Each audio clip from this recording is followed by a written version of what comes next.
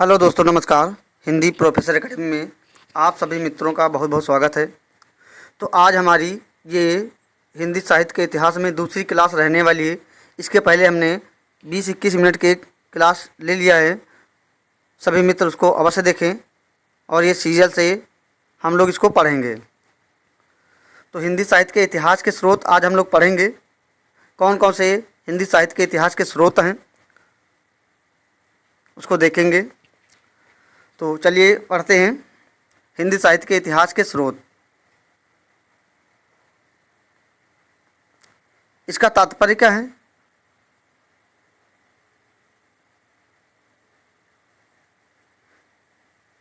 हिंदी साहित्य के इतिहास के स्रोत, इसका क्या तात्पर्य है?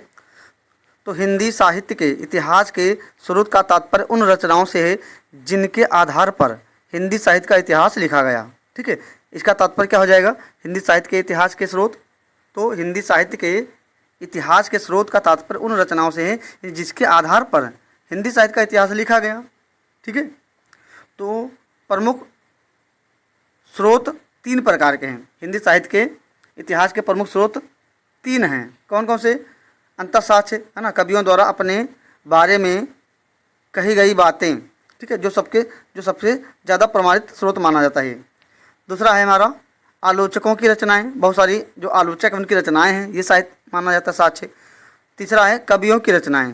ठीक है, तो ये 3 साक्ष्य हैं हिंदी साहित्य के इतिहास के स्रोत में। 3 साहित्य जो स्रोत हैं महत्वपूर्ण हैं: अंतःसाक्ष्य, आलोचकों की रचनाएं और कवियों की रचनाएं। ये बात हो गई। अब उसके बाद में हम देखते हैं मुख्य ऐतिहासिक रचनाएं एवं उनका विवरण। भाग 1, मुख्य ऐतिहासिक रचनाएं एवं उनका विवरण। तो सबसे पहले हम देखते हैं गोकुलनाथ। ठीक है, इनकी 2 रचनाएं मित्रों परीक्षाओं में कई बार नेट में पूछी गई, अन्य परीक्षाओं में पूछी गई हैं। तो कौन कौन सी 2 रचनाएं हैं? 84 वैश्रवण की वार्ता और 252 वैश्रवण की वार्ता। ठीक है, 84 वैश्रवण की वार्ता और 252 वैश्रवण की वार्ता। ध्यान रखेंगे इसके रचनाकार कौन है? गोकुलनाथ। ठीक है, उसके बाद में रचना काल यानी समय क्या है? विक्रम संवत 1625। तो ये समय भी ध्यान रखेंगे, पूछा जा सकता है परीक्षाओं में। तो ये दोनों रचनाएं ध्यान रखेंगे, 84 वैश्रवण की वार्ता और 252 वैश्रवण की वार्ता। किसकी है?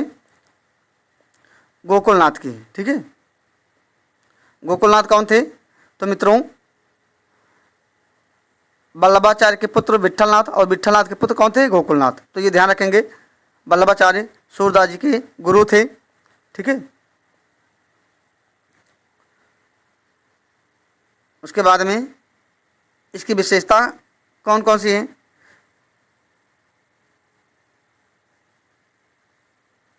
पुष्टि मार्ग में दीक्षित वैष्णव भक्तों का परिचय ब्रज भाषा गद्य में दिया गया है। यानी इनकी विशेषता क्या हो जाएगी? पुष्टि मार्ग में दीक्षित वैष्णव भक्तों का परिचय किस भाषा में देना?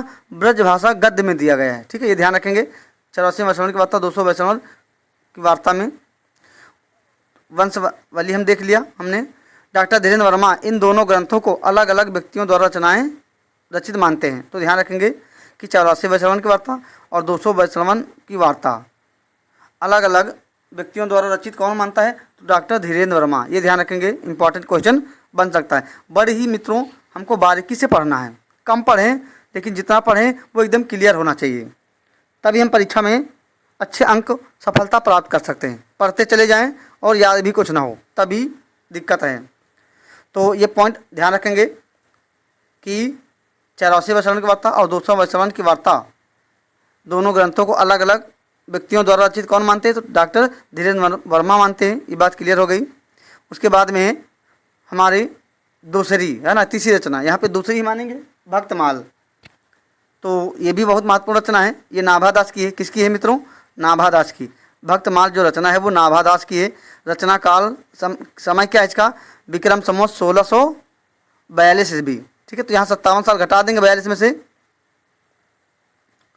तो 1585 बनेगा। ठीक है, तो ईस्वी क्या हो जाएगा? 1585। यहाँ पे 57 साल माइनस करेंगे। ठीक है, क्योंकि विक्रम संवत में दिया होता है मित्रों, तो 57 साल माइनस कर देते हैं तो कहाँ ईस्वी में चले जाते हैं। अगर ईस्वी में है तो 57 साल माइनस प्लस कर देते हैं तो विक्रम संवत में चले जाते हैं। तो ये ध्यान रखेंगे कंसेप्ट। कभी कदार पूछ लिया जाता है कि हम ईस्वी में याद किए हैं उसका समय और दे दिएगा परीक्षाओं में विक्रम संवत में। अभी इसी टीजीटी परीक्षा में पूछा गया था कि रामचरितमानस की जो रचना है वो विक्रम संवत किस विक्रम संवत में हुई थी। तो बहुत सारे लोगों ने इसको गलत कर दिया होगा। संवत है ना, संवत 1631 कथा कहो हरिपद धर शीशा। तो संवत 1631 में तुलसीदास जी ने इसको लिखा था। तो ये परीक्षा में पूछा जा चुका है। अभी 3 जून को जो पेपर हुआ था यूपी टीजीटी का, उसमें पूछा गया था। तो इसकी विशेषता क्या है भक्तमाल की मित्रों? तो इसमें हो जाएगा 200 भक्त कवियों का परिचय 316 छप्पन छंदों में दिया गया है। ध्यान रखेंगे, इंपॉर्टेंट पॉइंट बन जाएगा कि भक्तमाल में 200 भक्त कवियों का परिचय 316 छप्पन छंदों में दिया गया। कितने? 316 छप्पन छंदों में दिया गया है। डॉक्टर राम कुमार वर्मा इस रचना में 108 छप्पन मानते हैं। तो ध्यान रखेंगे कि भक्तमाल जो रचना है नाभादास की, डॉक्टर राम कुमार वर्मा इसमें कितने छप्पन छंद मानते हैं? तो 108। ध्यान रखेंगे मित्रों ये बात। उसके बाद में अगला हमारा आ जाए ग्रंथ गुरु ग्रंथ साहिब।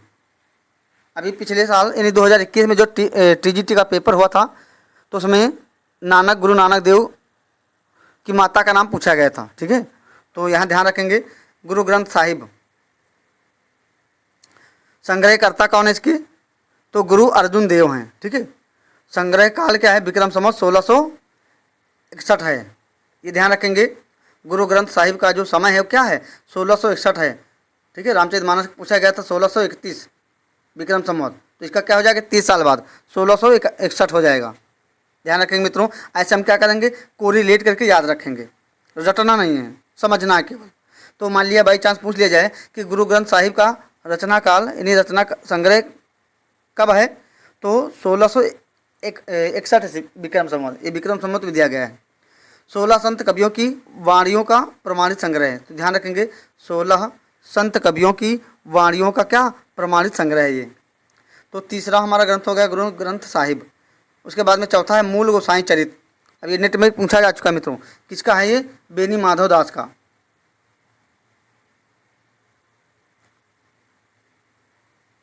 मूल गोसाई चरित किसकी रचना है? तो ये बेनी माधव दास की रचना है। ध्यान रखेंगे। रचना काल क्या हो जाएगा? विक्रम संवत 1687। क्या हो जाएगा? विक्रम संवत 1687। समय विशेष ध्यान रखेंगे, क्रम से लगाने के लिए आ जाता है परीक्षाओं में। किस में लिखा गया? चौपाई, दोहा एवं त्रोटक छंदों में लिखा गया है। ठीक है, ये तुलसीदास के जो शिष्य हैं, कौन? बेनी माधव दास, उनके द्वारा लिखा गया है। ये तुलसीदास जी के शिष्य हैं बेनी माधव दास। तो ध्यान रखेंगे मूल गोसाई चरित्र किसकी रचना है? बेनी माधव दास की है। रचना काल क्या है? संवत 1687। दोहा, चौपाई और त्रोटक छंदों में ये लिखा गया है। और इसमें तुलसीदास का जीवन चरित्र है। किसका है? तुलसीदास जी का जीवन चरित्र है। ये भी ध्यान रखेंगे। तुलसीदास के गुरु शिष्य ने लिखा था बेनी माधव दास ने। उसके बाद में 5वीं रचना की हम बात करते हैं मित्रों, भक्त नामावली। किसकी है? ये ध्रुवदास की है। ध्यान रखेंगे, इंपॉर्टेंट बन जाएगा कि भक्त नामावली किसकी रचना है? ध्रुवदास की है। इसका रचना काल क्या है मित्रों? विक्रम संवत 1698। ये ध्यान रखेंगे। 116 भक्त कवियों का संक्षिप्त परिचय दिया गया इसमें। 116 भक्त कवियों का संक्षिप्त परिचय दिया गया है। तो ये बात क्लियर हो गई, हमारी 5वीं रचना हो गई। इसमें अंतिम नाम किसका आता है? नाभादास का आता है। ये भी ध्यान रखेंगे, अंतिम नाम ये नाभादास का आता है। उसके बाद में 6वीं रचना हमारी कविमाला। रचनाकार कौन है? तुलसी। ये जो राम भक्त तुलसी हैं वो नहीं, ठीक है, अगले तुलसी कोई दूसरे हैं। तो कविमाला ध्यान रखें किसकी रचना है? तुलसी की। कब लिखा गया? विक्रम संवत 1712। ठीक है, विक्रम संवत में 1712 विक्रम संवत में ये लिखा गया। कौन सी रचना? कविमाला, तुलसीदास, है ना, तुलसी के द्वारा लिखा गया है। 75 कवियों की कविताओं का संग्रह है। इसमें है क्या? 75 कवियों की कविताओं का संग्रह है। उसके बाद में बात करते हैं आगे। इन कवियों का रचना काल विक्रम संवत 1500 विक्रम संवत से 1700 विक्रम संवत बताया गया है। ठीक है, तो कविमाला हो गई हमारी 6वीं रचना। उसके बाद में आगे बात करते हैं। 7वीं रचना है कालिदास हजारा। ये महत्वपूर्ण रचना है, वेरी इंपॉर्टेंट है। तो इसके रचनाकार कौन है? कालिदास त्रिवेदी। कालिदास हजारा किसकी रचना है? कालिदास त्रिवेदी के। और इसका जो रचना काल है वो क्या है मित्रों? विक्रम संवत 1775। ध्यान रखेंगे, विक्रम संवत 1775। और 212 कवियों की 1000 कविताओं का संग्रह या संकलन है। ये ध्यान रखेंगे, 212 कवियों की 1000 कविताओं का संग्रह है। किसमें? कालिदास हजारा। 1000 कविताओं का संकलन है, ये ध्यान रखेंगे। उसके बाद में इसके है ना, इसके आधार पर ठाकुर शिव सिंह सेंगर ने शिव सिंह सरोज लिखा। किसके आधार पर? कालिदास हजारा के आधार पर। ये मित्रों इंपॉर्टेंट क्वेश्चन बन जाएगा, ठीक है, कि कालिदास हजारा ठाकुर शिव सिंह सेंगर ने किसके आधार पर शिव सिंह सरोज लिखा? तो कालिदास हजारा के आधार पर, ये ध्यान रखेंगे। उसके बाद में यह हिंदी में रचित हिंदी का पहला इतिहास ग्रंथ है। कौन सा? कालिदास हजारा। बहुत महत्वपूर्ण पॉइंट बन जाएगा, ध्यान रखेंगे कि हिंदी में रचित हिंदी का पहला इतिहास ग्रंथ कौन सा है? कालिदास हजारा। इसके रचनाकार कौन है? कालिदास त्रिवेदी हैं। समय क्या है? विक्रम संवत 1775। उसके बाद में 8वीं रचना है काव्य निर्णय। कौन सी है? काव्य निर्णय। रचनाकार कौन है? भिखारी दास। बहुत महत्वपूर्ण रचना ये रहने वाली मित्रों, इंपॉर्टेंट है। भिखारी दास की रचना है काव्य निर्णय, इंपॉर्टेंट, ध्यान रखेंगे। रचना काल क्या है? 1782। काव्य के आदर्शों के साथ कवियों का निर्देश, ठीक है। इसमें 16 कवित्त एवं 17 दोहे हैं। कुल कितने हैं? 33 पद हैं। ध्यान रखेंगे कि काव्य निर्णय में कितने कवित्त हैं? तो 16 और 17 क्या है? दोहे। तो 16 दूना 32, एक 33 टोटल पद हो जाएंगे। तो काव्य निर्णय हमारा हो गया। इसके रचनाकार का नाम ध्यान रखेंगे, भिखारी दास। समय 1782। उसके बाद में 9वीं रचना है सतकवि गिरा विलास। रचनाकार कौन है? बलदेव। कौन है? सतकवि गिरा विलास के रचनाकार बलदेव हैं। रचना काल क्या है? विक्रम संवत 1803 है। 17 कवियों की कविताओं का संग्रह, ये पॉइंट ध्यान रखेंगे। सतकवि गिरा विलास में कितने कवियों की कविताओं का संग्रह है? तो 17। उसके बाद में बात कर लेते हैं इसमें कौन कौन से प्रमुख कवि हैं। ये इंपॉर्टेंट क्वेश्चन बन जाएगा मित्रों कि सतकवि गिरा विलास में प्रमुख कवि कौन कौन से हैं। तो यहाँ पे आचार्य केशवदास हो जाएंगे, मतिराम हो जाएंगे, चिंतामणि और बिहारी लाल, ये 4 लोग हो जाएंगे। उसके बाद में 10वें कवि हमारे रचना है कवि नामावली। कौन? कवि नामावली। इसके रचनाकार कौन है मित्रों? सूदन, ये ध्यान रखेंगे। समय क्या है? विक्रम संवत 1810, ठीक है। तो 10वीं रचना हमारी हो गई। उसके बाद में कुछ पॉइंट इसमें देख लेते हैं। इसमें 10 कवियों के काव्य संग्रह का संग्रह है। 10 कवियों के काव्य का संग्रह है। किसमें? कवि नामावली। इसमें षट ऋतु एवं नक्षिक वर्णन भी है, ये पॉइंट ध्यान रखेंगे। षट ऋतु और नक्षिक वर्णन। 10 कवित छंदों में 10 कवियों का नामोल्लेख कर उन्हें प्रणाम किया गया है। क्या बताया गया है? 10 कवित छंदों में 10 कवियों का नामोल्लेख कर उन्हें प्रणाम किया गया। किसमें? कवि नामावली। रचनाकार कौन है? सूदन, ध्यान रखेंगे। समय 1810 विक्रम संवत। 11वीं रचना है विद्वान मोद तरंगड़ी। विद्वान मोद तरंगड़ी। रचनाकार कौन है? सुब्बा सिंह। रचनाकार मित्रों सुब्बा सिंह। समय क्या हो जाएगा? 1874 विक्रम संवत। 1874 विक्रम संवत। उसके बाद में अगला एक पॉइंट देख लेते हैं, यहाँ पे महत्वपूर्ण बन जाएगा कि 45 कवियों के काव्य का संग्रह है। ये क्या है? 45 कवियों के काव्य का संग्रह है, ये पॉइंट ध्यान रखेंगे। इसमें षट ऋतु, दूती एवं नक्षिक वर्णन भी है, तो ये भी ध्यान रखेंगे। किसमें नक्षिक वर्णन है? तो विद्वान मोद तरंगड़ी। रचनाकार कौन? सुब्बा सिंह। उसके बाद में 12वीं रचना है राग सागरोद्भव। राग क्या हो जाएगा? कल्पद्रुम। राग सागरोद्भव, राग कल्पद्रुम। रचनाकार कौन है? कृष्णानंद व्यास। रचनाकार कृष्णानंद व्यास। रचना काल विक्रम संवत 1900, ठीक है। 1900 ध्यान रखेंगे, विक्रम संवत है। कृष्णोपासक 200 से अधिक कवियों की कविताओं का संग्रह है। ये क्या है? कृष्ण के उपासक यानी कृष्ण के जो उपासक हैं 200 से अधिक कवियों की कविताओं का क्या इसमें संग्रह है। ठीक है, इस रचना के 3 भाग हैं। कितने भाग हैं मित्रों? 3 भाग हैं। तो 12वीं रचना हमारी हो गई। 13वीं रचना है श्रृंगार संग्रह। कौन सी है? श्रृंगार संग्रह है। इसके रचनाकार कौन हो जाएंगे? सरदार कवि। मित्रों कौन हो जाएंगे? सरदार कवि हो जाएंगे रचनाकार। विक्रम संवत समय क्या हो जाएगा? 1905। ठीक है, तो 1905 इसका समय हो जाएगा।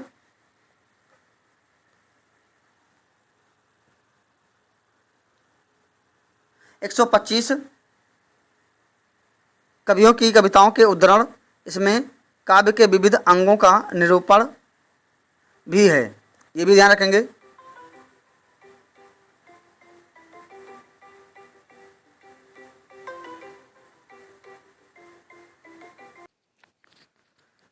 तेरहवीं रचना है श्रृंगार संग्रह। रचनाकार कौन है? सरदार कवि है। रचना काल विक्रम संवत 1905। 125 कवियों की कविताओं के उद्धरण, इसमें काव्य के विविध अंगों का निरूपण भी है। उसके बाद में 14वीं रचना है रस चंद्रोदय। ठीक है, रचनाकार कौन है? ठाकुर प्रसाद त्रिपाठी। रचना काल क्या है? विक्रम संवत 1920। ये ध्यान रखेंगे, समय जरूर मित्रों ध्यान रखेंगे। बुंदेलखंड के 242 कवियों की कविताओं का संग्रह है। इसमें क्या है? रस चंद्रोदय में बुंदेलखंड के 242 कवियों की कविताओं का संग्रह है। ठीक है, उसके बाद में 15 नंबर में दिग्विजय भूषण। रचनाकार कौन है? गोकुल हैं। रचनाकार गोकुल हैं और रचना काल क्या है? 1925। रचनाकार गोकुल हैं और रचना काल विक्रम संवत 1925 है। 192 कवियों की कविताओं का संकलन इसमें, ये भी ध्यान रखेंगे। 192 कवियों की कविताओं का संकलन है या संग्रह है। 16वीं रचना है सुंदरी तिलक। संग्रहकर्ता कौन? भारतेंदु हरिश्चंद्र। बहुत महत्वपूर्ण रहने वाली रचना है ये सुंदरी तिलक। ठीक है, 16वीं रचना है विक्रम संवत, समय क्या हो जाएगा? विक्रम संवत 1926। ठीक है, 69 कवियों के सवैयों का संग्रह है, ये वेरी इंपॉर्टेंट है, ध्यान रखना। सुंदरी तिलक किसकी रचना है? सिंगल यही पूछी जा सकती है, तो मित्रों भारतेंदु हरिश्चंद्र की रचना है। ठीक है, 69 कवियों के सवैयों का संग्रह है। उसके बाद में 17वीं रचना है काव्य संग्रह या काव्य भाषा संग्रह। रचनाकार कौन है? महेश दत्त हैं। रचनाकार महेश दत्त हैं। रचना काल विक्रम संवत 1932 है। अनेक कवियों के काव्य का संग्रह, अनेक कवियों के काव्य का संग्रह है। 18वीं रचना है कवित्र रत्नाकर। कवित्र रत्नाकर, रचनाकार कौन है? माता दीन मिश्र हैं। रचना काल क्या हो जाएगा? विक्रम संवत 1933। ये ध्यान रखेंगे। 20 कवियों के काव्य के संग्रह, 20 कवियों के काव्य का संग्रह किसमें? कवित्र रत्नाकर, माता दीन मिश्र की है। 19 नंबर है विचित्रोपदेश। रचनाकार कौन हो जाएंगे? नखछेदी तिवारी। नखछेदी तिवारी रचनाकार हो जाएंगे और रचना काल क्या है? विक्रम संवत 1955। अनेक कवियों का काव्य संग्रह है, ये ध्यान रखेंगे। चित्रोपदेश, ठीक है, नखछेदी तिवारी की है। समय क्या हो जाएगा? विक्रम संवत 1955। 20वीं रचना है कवि रत्न माला। 20वीं रचना हो जाएगी कवि रत्न, यहाँ पे होगा मित्रों कवि रत्न माला, यहाँ टाइपिंग में गड़बड़ी है, कवि रत्न माला। रचनाकार कौन है? देवी प्रसाद मुंसिफ। रचना काल क्या है? विक्रम संवत 1968। राजस्थान के 108 कवियों की कविताओं है ना, कविता जीवनी सहित दी गई है। क्या बताया गया? राजस्थान के 108 कवियों की कविताओं है ना, कविता जीवनी सहित दी गई है। तो 20वीं रचना हो गई हमारी कवि रत्न माला। 21वीं रचना है, 21वीं रचना है हफीजुल्ला खां हजारा। हफीजुल्ला खां हजारा। रचनाकार कौन है? हाफी, ये हारफी नहीं मित्रों, हाफी है, ठीक है। हफीजुल्ला खां। रचनाकार क्या, रचनाकाल क्या हो जाएगा? विक्रम संवत 1972। इस रचना के 2 भाग हैं, ठीक है। कितने भाग हैं? 2 भाग हैं। इसमें अनेक कवियों के कविता और सवैया छंदों का संग्रह है, ये भी ध्यान रखेंगे। अगली 22वीं रचना है हमारी संत बानी संग्रह। संकलन करता कौन? अधम। संकलन काल क्या है? विक्रम संवत 1972। 24 संत कवियों की कविताओं का संकलन एवं उनका जीवन परिचय यहाँ पे दिया गया है। 23वीं रचना है सूक्ति सरोवर। सूक्ति सरोवर संकलनकर्ता कौन है? लाला भगवान दीन। ये रचना इंपॉर्टेंट हो जाएगी मित्रों, लाला भगवान दीन, ये इंपॉर्टेंट रहेगी।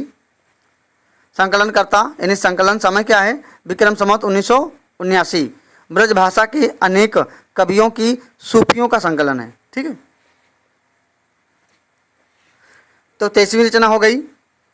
24वीं रचना है हमारी selections from Hindi literature. Selections from Hindi literature, रचनाकार कौन है? लाला सीताराम है। इसको भी ध्यान रखेंगे, 2-3 बार इसको पढ़ लेंगे मित्रों, ध्यान रखेंगे। अगर यहाँ से परीक्षाओं में प्रश्न आता है तो अवश्य सही करेंगे। रचना काल क्या हो जाएगा? विक्रम संवत 1978 और 1984 के मध्य। 1978-1984 के मध्य अनेक कवियों की कविताओं का संकलन एवं उनकी आलोचना है इसमें।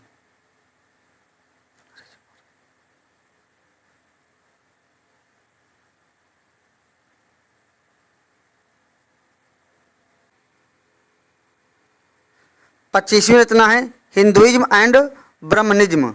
हिंदुइज्म एंड ब्रह्मनिज्म किसकी रचना है? ये रचनाकार है मोनियर विलियम्स।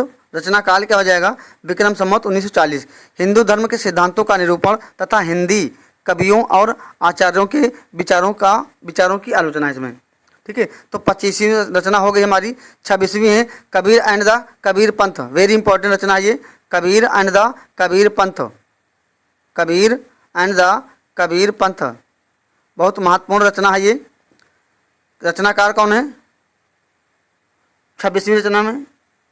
तो ये रचनाकार हैं बिस्कट। ठीक है, बिस्कट के रचनाकार हैं। रचना काल क्या हो जाएगा? विक्रम संवत 1964। ठीक है, विक्रम संवत 1964 समय हो जाएगा। इसमें कबीर एवं कबीर पंथ के आदर्शों का स्पष्टीकरण है। कबीर एवं कबीर पंथ के आदर्शों का स्पष्टीकरण है। उसके बाद में 27वीं रचना है इंडियन थीज्म। ठीक है, इंडियन थीज्म रचनाकार मैकनिकाल। ठीक है, और रचना काल क्या हो जाएगा? विक्रम संवत 1972। विक्रम संवत 1972 हो जाएगा। हिंदू दार्शनिक सिद्धांतों का स्पष्टीकरण है इसमें, हिंदू दार्शनिक सिद्धांतों का स्पष्टीकरण। उसके बाद में 28वीं रचना है Gorakhnath and the Kanphata yogis. Very important रचना है ये, Gorakhnath and the Kanphata yogis, important है ये भी, ध्यान रखेंगे। रचनाकार कौन है? ब्रिक्स है। रचना काल विक्रम संवत 1976 हो जाएगा। क्या हो जाएगा? 1975 है ये, 76 नहीं मित्रों, 1975 है। ठीक है, रचना काल 1975 है। गोरखनाथ एवं नाथ संप्रदाय की धार्मिक एवं दार्शनिक मान्यताओं की विवेचना है इसमें। ठीक है, तो हमारी 28वीं रचना हो गई। अब ये जितनी रचनाएं थी हमारी ये खत्म हो गई। तो हम लोगों ने क्या क्या पढ़ा इसमें? हिंदी साहित्य के इतिहास के स्रोत हम लोग पढ़े थे। ठीक है, 3 स्रोत बताए गए, अंतःशास्त्रीय आलोचकों की रचनाएं, कवियों की रचनाएं, उसके बाद में मुख्य ऐतिहासिक रचनाएं एवं विवरण। 84 वैश्रवण की बात था, 252 वैश्रवण की बात था गोकुलनाथ की। तो ये सब मित्रों ध्यान रखेंगे, पूरा हमने विधिवत इसको पढ़ लिया है। इसको 2-3 बार क्या करें, देखें और अपना शॉर्ट नोट्स भी बना सकते हैं। ठीक है, रिवीजन बहुत ज़रूरी है। जितनी बार हम रिकॉल करेंगे चीज़ों को उतनी चीज़ें हमको याद रहेंगी। तो ये हमारी दूसरी क्लास है हिंदी साहित्य के इतिहास में। सभी मित्र इसको अंत तक जरूर देखें। और UP TGT, PGT, net JRF, UP GDC, assistant professor सभी के लिए महत्वपूर्ण रहने वाली है क्लास। अब इसके आगे हम तीसरी क्लास में पढ़ेंगे इसी के आगे। तब तक के लिए जय हिंद, जय भारत।